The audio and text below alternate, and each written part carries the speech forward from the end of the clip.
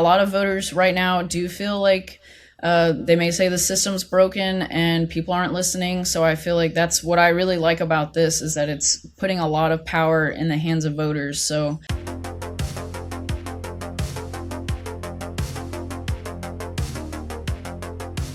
Sadie Holzmeyer grew up in southern Indiana, self-described as a disengaged, cynical non-voter. It was the environment that cracked open her interest in policy, and policy that pulled her into politics. After graduating college and working in the mental health field, Sadie found her footing in civic action, becoming a hub coordinator with her local Sunrise Movement chapter.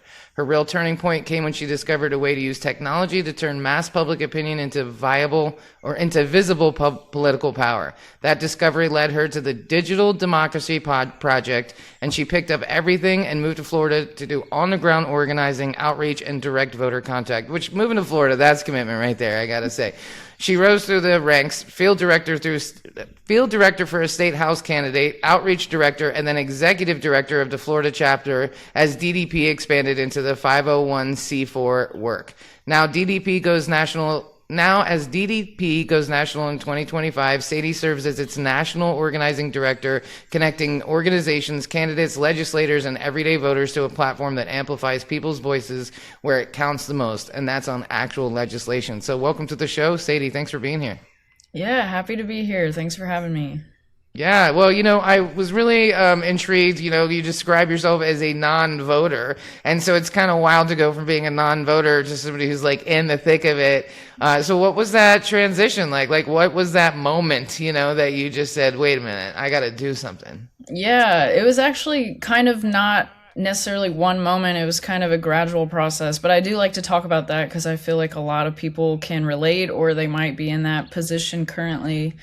But yeah, it was definitely the environment. I know people have an issue they find out they care about, and I learned about the climate issue, and just the more I learned about it, finding out like the details, what the issue is, and then moving into like how to address it, realizing it's such a large scale problem, it needs large scale policies is the best way to go about it. And then that's what got me into like, well, how do we get these policies implemented? And that's where it comes to who's elected and how they're voting on bills, which got me into politics. And yeah, and then eventually into Digital Democracy Project. So yeah, a little bit of a process, but I think it was pretty meaningful for where I am now. For sure. And growing up in Indiana, did you grow up like on a farm in a rural area, or did you grow up in more of a residential? Like, is that why the climate stuff impacts you more, or? Yeah, I mean, that's a good question. I was in a rural area, not necessarily on a farm, but it was in college, just a conversation about one of the local utility companies. And just, I feel like I hadn't really learned much about it in school, so just found out about it. And then it was just really intriguing. Watch some documentaries and learn more about it. So yeah, nothing necessarily particular. I guess it kind of made me think about like considering my future for starting a family. If I feel like the environment's kind of in a not the best place, it kind of had an impact in that way. I mean, that says a lot that you like care so much about something that's not like, oh, my family's had a farm for 7 generations. You know what I mean? No disrespect to that. That's also equally important. But like, imagine, if everybody cared as much, you know what I mean, about things that don't directly impact them, right? You're thinking about this like hypothetical future, was a weird timeline to be like the future, like it may or may not exist, but that's kind of where we're at. And I think what's really struck me about you is the fact that you really, number one, you moved to Florida, you packed up everything, so moving from Indiana to Florida, I already know that was like a whole thing because it's like 2 different planets. But to go all in, but then work your way up. And a lot of people like want to be the main character right away. And like you didn't, like you put in your time, you like worked your way up in the ranks. And I think that makes a difference, right? Because one person can make a difference, but like you got to like simmer down a little bit, work your way up, and not disrespect the people that have already been there. So I'm sure you've really formed some excellent roots and community and support system inside of this network. So I applaud you for that, especially from going from a non-voter, right? I was joking with you earlier. I thought I was going to be a stand-up comedian and not somebody who was talking about politics, but here we are, And so sometimes we just rise to the occasion, and we get it done. So let's talk about the Digital Democracy Project. So like, what is it in plain English? Like, what is the elevator pitch? Yeah, so I mean, you can think of it as we're building a voter-driven system of government, and for the 21st century, all about putting more power in the hands of voters. So it's a free civic engagement platform. We're using real certified mobile voting technology. So voters are basically, it's just giving them an opportunity to basically cast advisory votes on the same bills as their legislators. So every major bill that comes up, not only is the legislator now the one weighing in, but we're able to give voters basically a seat at the table so they get a chance to weigh in, and they're telling how they want their legislators to vote. Kind of like a more modern way of contacting your legislator, but we're adding a lot of transparency to where not only does your legislator know what their voters want, how they're contacting them, but with everyone knowing, it kind of puts more pressure on legislators and carries more weight, has more influence that way. So voters are initially weighing in, telling how they want legislators to vote, and then the second part of it, we're doing a comparison. So we're generating scorecards to basically outline how closely the legislators' vote matched how the voters wanted them to vote. So doing a side-by-side comparison on the scorecards for the legislators' votes to how the voters voted. And then that way voters can really see like how well the legislator represented them, and then hold them accountable if they don't like how they're voting. I love that, because I feel like, when you call their offices, it's like, I mean, especially when you call the Republican offices or the other party's offices, they're always like, where do you live? Do you live here? And they're like, we'll pass your message. And I'm like, I know damn well you ain't passing nothing. You are not documenting this call. You are not writing it down. You're just asking me if I'm a constituent and my address is. And as soon as I don't have one, you don't care anymore. And I kind of get that. But at the same time, like, where's the checks and balances, right? Like, there's no way you're documenting my call. So I love this idea of like, yeah, the constituents can track their votes on the issues that matter to them, and then other people can add their commentary as well. And it's all documented, because I feel like right now it's a lot of smoke and mirrors. And I think it's designed that way, like 100%. Like, they want it to be mystifying and confusing and make it feel like it's out of reach for you. Yeah, it's not. Yeah, and you brought up the point about like them wanting to know if you're a constituent. That is something else that we've also incorporated into it.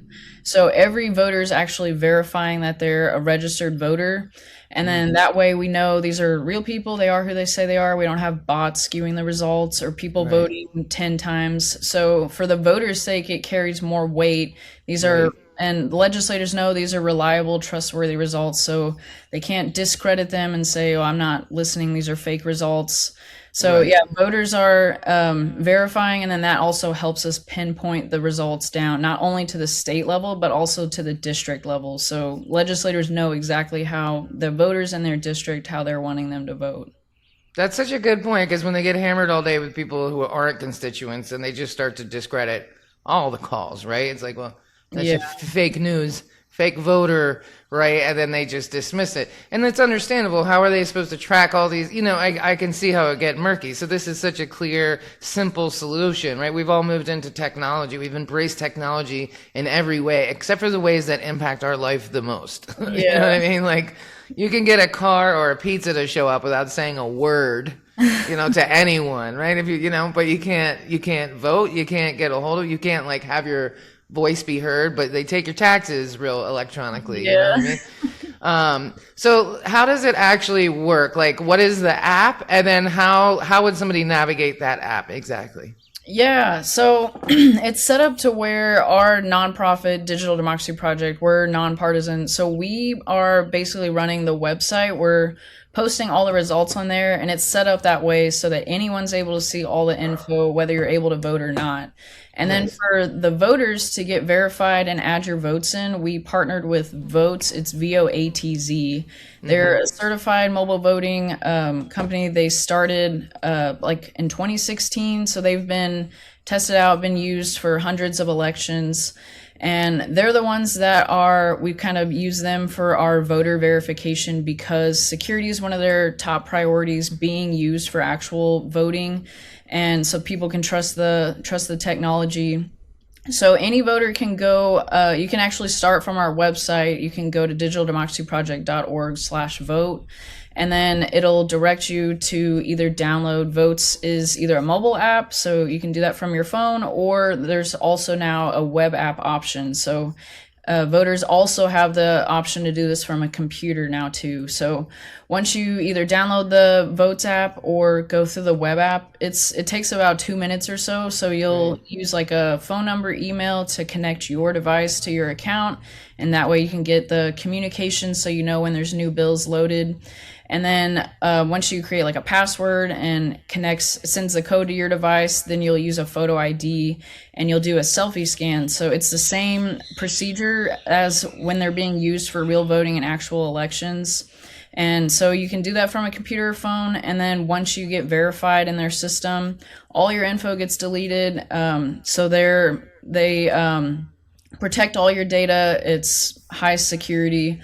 And then you're able to vote on all the bills that we've posted. So it's a one-time process. And then we're up to over about 120 bills at the federal level. So from 2025, 2026 for this current session. And then if you're in like Michigan, we're still doing Michigan bills with their extended legislative session. And then all the future bills. So yeah, once you're verified, you can vote on all those bills at your convenience. Whenever you want to add your vote in or change your vote, you can just go in there and do that. And what are some of the bills that are on there right now? Yeah, I feel like there's always really interesting ones because a lot of people say, well, they're not doing anything. But if you do like dig a little bit, you can find out there is a lot going on. So I think we posted like the impeachment for Pete Hegseth, and we posted one for Donald Trump, impeaching Trump. Those are two kind of high profile ones. And then there was a resolution recently for about disapproval of a proposed military arms sale to Israel. So people who care about that issue, I know there's people on both sides. That's kind of like a way to really show what voters want, how they feel about issues like that. And like the war powers resolution in Iran, however you feel about the war, that's how you can weigh in. Say if you think we should be involved or not, or have Congress approve it first. And I've heard a lot about like the government surveillance. There's one of those bills, FISA or whatever, yeah. Yeah. There's a bill about if you want like the clean extension to continue how things are, you can vote on that. You can oppose that. If you want the reforms, you can vote on that. So it also allows us to kind of compare how voters feel about different similar bills. But I know like the Save America Act's gotten a lot of attention. That's in there, and the Stop Insider Trading Trump had talked about at the State of the Union, and then a more bipartisan progressive version, like Restore Trust in Congress. So like I said, there's over hundreds of bills. You can go on the website. There's a bills view page. You can sort by different topics or categories. So maybe you don't know what bills are out there. That's a good way to find out. You can go through, skim through. And then we actually have a lot of info on the website. So we provide a summary trying to break down the legal language. So kind of a quick, easy summary anyone can understand. And then there's pros and cons provided from Kialo, and individuals can also add in. So if you want to expand on like whether you voted yes or no, you can add more, say why you voted yes or no, add a pro and con. And then you can read the full bill text. You can see the bill status, like who sponsored the bill, co-sponsors, the vote history, and like if it's passed in the House, the Senate. And then some of the newer features too, we've added in where you can see stances organizations have taken on bills. So, yeah, there's actually like a lot of environmental bills that don't get a lot of coverage. So it's helpful too to see a lot of organizations, which ones support and oppose. And then one of the newest features, our founder has a background in AI. He created a chat bot, so it's called VoteBot, on all the bill pages. And that's just a way for voters to be able to ask questions about the bill, and they can get more info. So to kind of really help with that education part where they can better understand the bill, and then also help them feel comfortable like knowing how they want to vote. So there's all kinds of info you can get from that, like why was this bill filed? If there's an organization that supports or opposes, I like to ask. You can prompt it to do a web search, and it can actually like pull up the citation for the stance, like their press release, why they supported or opposed. If there's phrases that are used, you can ask for more info about that and really just get as much info as you like. So yeah, Super awesome. that's another feature on there. So lots of good info about the bills too. That's a great way to use AI because it's all very overwhelming. And like, if you don't know, you don't know, right? Like, we need cheat sheets for these things. Like, who's voting for what and who's doing what and how do they feel about this? Because it's too much for any one person to keep up with. You know what I mean? Like, even if it's your job right now, it's too much for one person to keep up. And it's not my job, right? Like, I have a whole other job. So I would imagine the name of the game is like getting more people on the site, right? Because like the more people voting, the more data you have to show people. So, Exactly. what are you guys doing to drive more? I guess going on podcasts is one of them, but what are you doing to drive more users to the website? Yeah, I feel like since it's such a helpful resource for either voters being able to stay informed and weigh in, but also organizations if they're advocating around bills, and then for legislators and candidates to hear from voters, since it's kind of like a widespread use tool, I feel like there's a lot of different ways we can do outreach.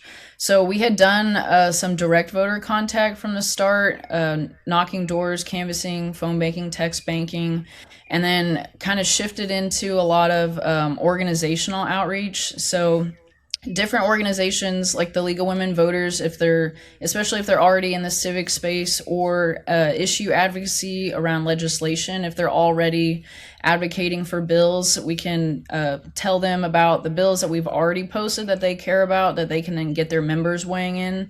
And then that's a way that they can kind of represent, get more data. Like if they're lobbying, meeting with legislators, they can say like, these are reliable results, real voters, this is what they want, to kind of help with their positions too.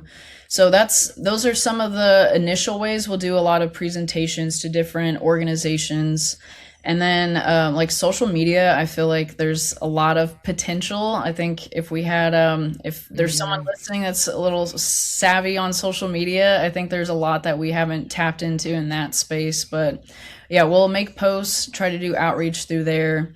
And yeah, podcasts really help get the word out. And then we're always looking to connect with more candidates and legislators who are interested in using this technology and want to hear from their voters. So for their benefit too, they can communicate to voters like, I want to hear from you, this is a way to do it.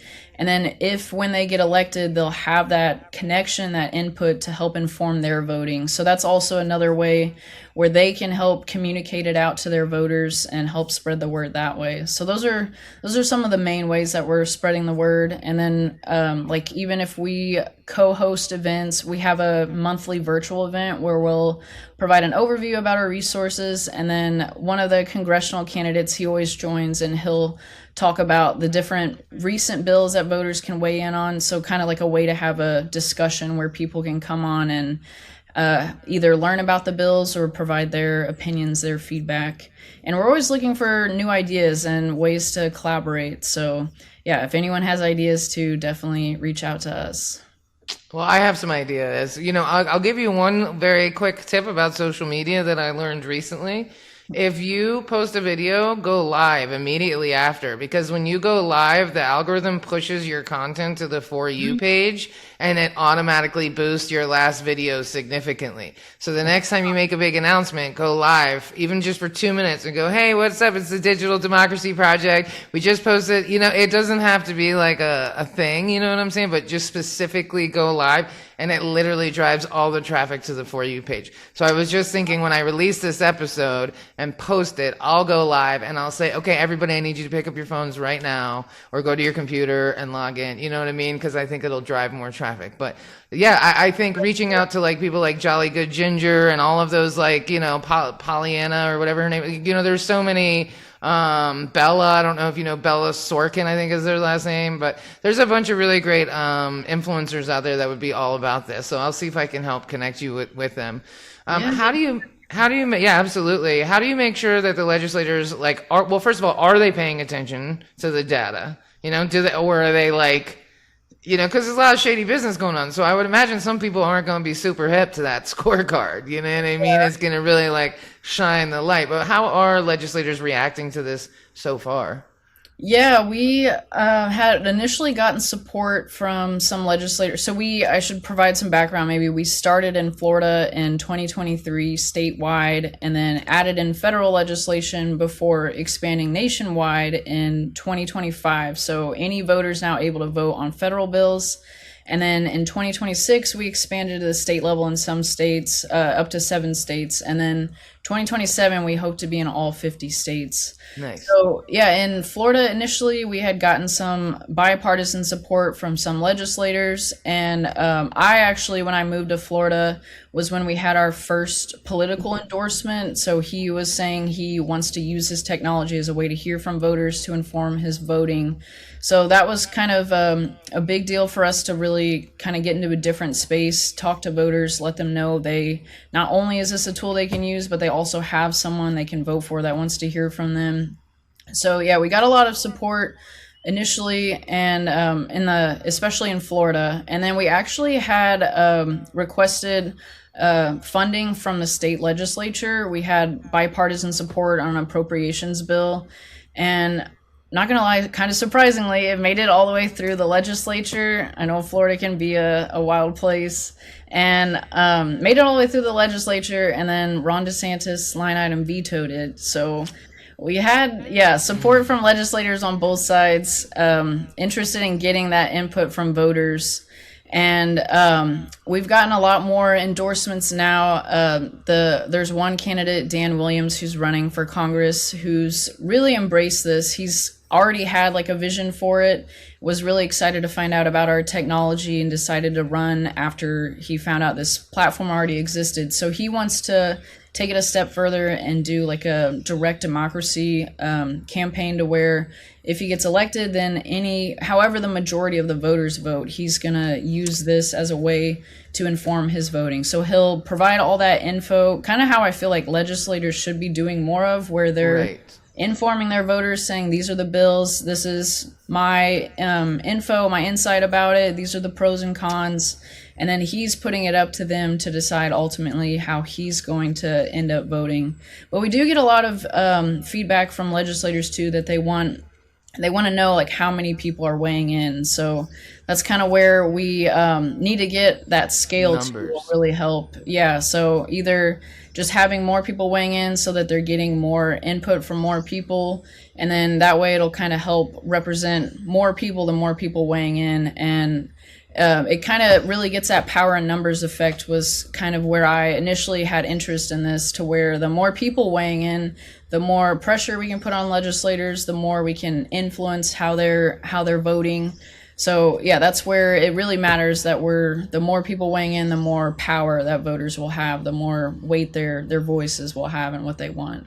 For sure, because you can't ignore, large groups of people. I mean, if I was running for office, that would be the take that's exactly what I would do. I would say, listen, I'm going to put my information on here. I'm going to put my insider information that you might not know, or explain, because these bills can be written in misleading ways. So I would give, here's what I know about it. Here's what I'm leaning towards, but I want to know your opinion. Because then you stay good with your constituents. You're like, I'm voting what you wanted. Exactly. Right? And like, that's really matters, because I've lived all over the country, and now I live in another country, and things are done very differently from town to town, city to city, state to state, country to country.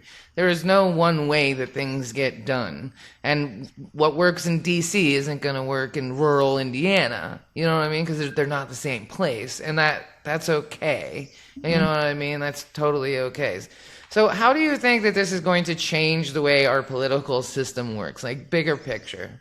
Yeah, I feel like I kind of think of it as like more of like an infrastructure for our government and our democracy. So not only for one, initially getting more voters staying informed and interested in what's going on and weighing in, so they're participating, which I think also helps out. I mean, we're focused on legislation, but I feel like when you get a lot of interest around what's going on during the legislative process and how your legislators are voting, will motivate people at election time to then turn out to vote, help them decide who they want to vote for, feel more informed, more motivated to vote in that way. So yeah, helping get voters more engaged in our process, and helping legislators get that info so they have that connection from what their voters want. They can kind of have a better sense of what they want, how to vote, and kind of build towards making our democracy, our legislators, more representative of what the voters want.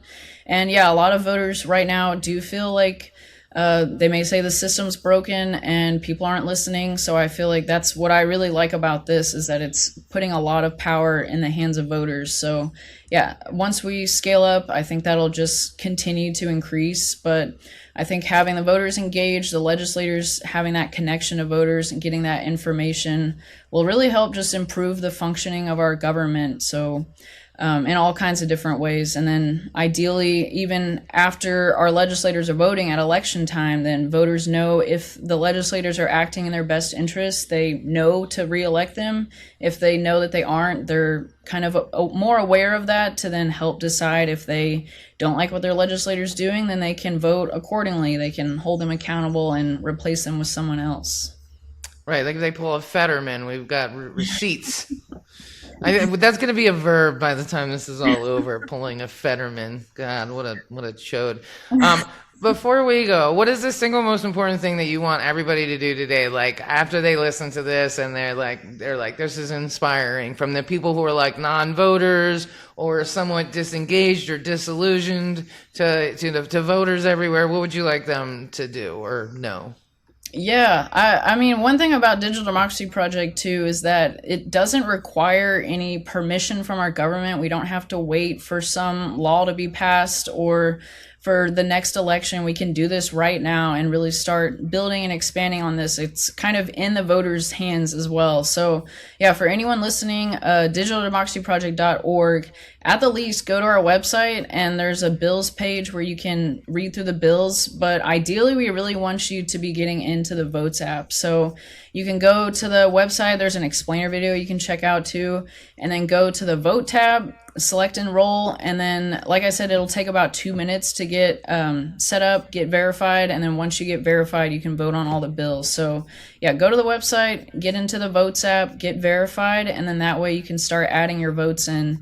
And yeah, if you're even more inclined in helping spread the word, helping us expand, definitely reach out to us. It's, yeah, the power in numbers, the more people weighing in is where it's going to have a real impact. For sure. I mean, we know how sometimes going viral can like ruin your life, definitely your day. It's not all it's cracked up to me. It's really dysregulating, but it can be very like information gets spread quickly, right? And this, I just like things that are like, you know, my dad always says we got to stay in a moving forward program, but it's like we can't just feel overwhelmed all the time. We have to do something. You know, we have to do something, and this is something, and I love this. So thank you for your time today, Sadie. I really appreciate it. I'm definitely going to do what I can to help. I mean, this just makes a lot of sense to me. You know, like everything is digital, like I said. So why can't we move this into the, you know, the education and voting needs to move into this current century, because we're really missing the mark. So thank you for your time today. I really appreciate it, for sure. Thank you so much. Yeah, I appreciate the opportunity to be able to speak with you and share more with your audience.